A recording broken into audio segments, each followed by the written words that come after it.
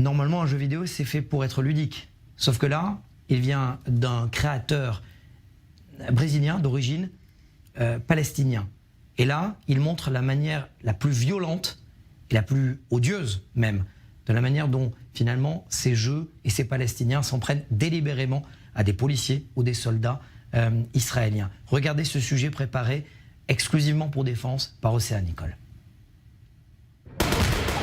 La règle du jeu est plutôt simple. Tuer et éliminer le plus de soldats et policiers israéliens possible et conquérir Israël. Les Chevaliers d'Al-Aqsa, paru le 18 avril dernier, c'est le nouveau jeu vidéo que les Palestiniens s'arrachent.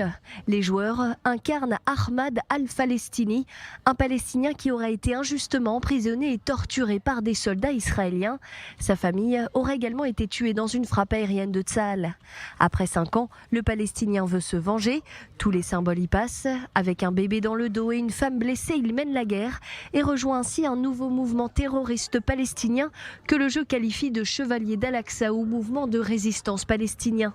Le résultat, un jeu purement antisémite, anti-israélien et d'une extrême violence. Sur ces images, le Palestinien arrive derrière un soldat israélien facilement reconnaissable à son uniforme. Il l'égorge violemment et le poignarde de plusieurs coups de couteau une fois au sol.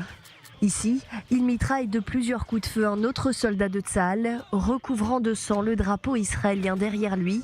Là, le Palestinien jette une grenade sur un soldat le brûlant vif. Sur ces images, comme si la fiction rattrapait la réalité, l'attaque se passe sur le mont du Temple. Le sniper palestinien vise et touche un policier israélien des gardes-frontières d'une balle en pleine tête. Les détails sont morbides. Le joueur palestinien, lui, est satisfait. Sa mission est accomplie. À ces images violentes s'ajoutent des commentaires de haine. Derrière ce jeu vidéo, un homme, Nidal Nijm, c'est un développeur brésilien d'origine palestinienne. Son père était un membre de la branche armée du Fatah. Il voulait briser les clichés selon ses propres mots.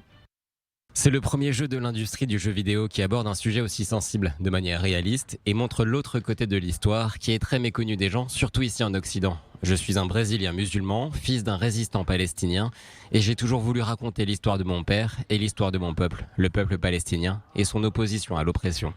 Le jeu était initialement sorti en septembre dernier, mais après de nombreuses plaintes, la plateforme de jeux en ligne Steam avait finalement interdit ce jeu vidéo. Mais il est aujourd'hui de nouveau disponible en ligne et, hasard du calendrier, il est republié en pleine vague de terreur. Ce jeu pourrait inciter certains jeunes à faire de même.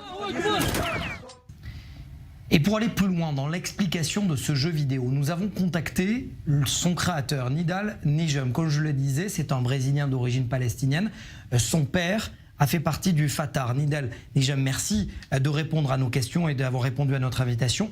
Pourquoi autant de morbidité? Pourquoi autant de violence dans ce jeu que vous présentez et que vous avez créé? Mon jeu n'est pas plus violent que n'importe quel autre jeu fait aux États-Unis, que ce soit Mortal Kombat, GTA ou Call of Duty. C'est le même niveau de violence qu'un jeu normal aujourd'hui. Et pourtant, vous appelez à la violence. Vous dites clairement que c'est un jeu que doivent mener les Palestiniens pour tuer des soldats policiers et israéliens. C'est un appel à la violence. Non.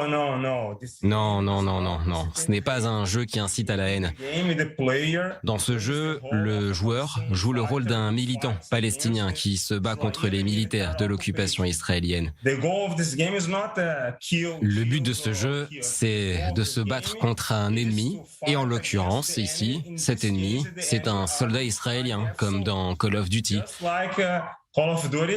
La différence, c'est que dans ce jeu, je voulais que nous, les Arabes, ne soyons pas les ennemis.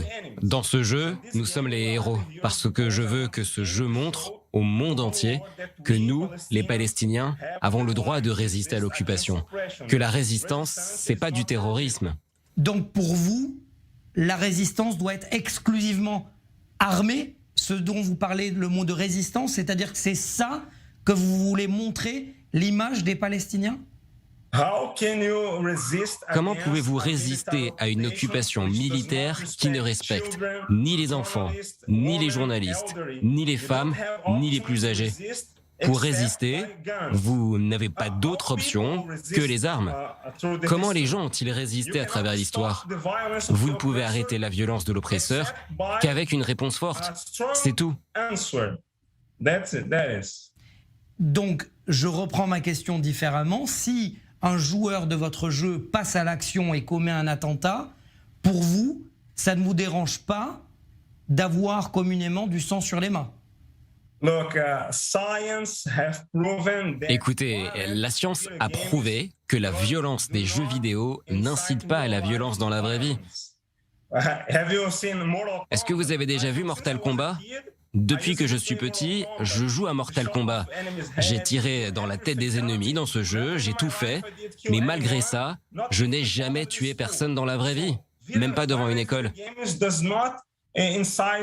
Donc la violence des jeux vidéo, ça n'incite pas du tout à la violence tout court. Et si on va un peu plus loin, ces attaques qu'on voit aujourd'hui en Palestine, elles sont le résultat de l'oppression militaire d'Israël. Chaque action entraîne une réaction.